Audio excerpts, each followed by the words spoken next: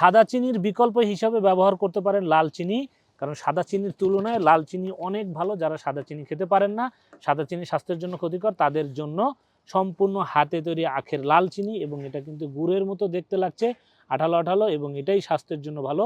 আপনারা জাস্ট একটু গুগল করলেই জেনে যাবেন যে সাদা চিনির বিকল্প হিসেবে কি খাবেন। সাদা চিনির বিকল্প হিসেবে দেখবেন যে হাতে তৈরি লাল চিনি খেতে পারেন, কারণ সাদা চিনি খেলে অতিরিক্ত ওজন বাড়ে, লিভার কিডনি ড্যামেজ হয়, এবং কি ভবিষ্যতে ক্যান্সারেরও সমস্যা হতে পারে।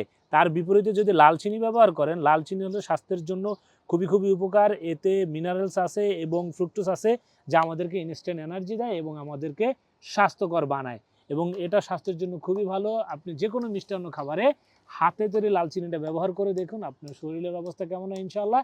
এবং বাচ্চারা এটা খুবই খেতে পছন্দ করবে, কারণ এটা খেতে চকলেটের মতো লাগে, এবং বাচ্চাদের যে কোনো ডেজার্ট আইটেমে হাতে তৈরি লাল চিনিটা ব্যবহার করুন।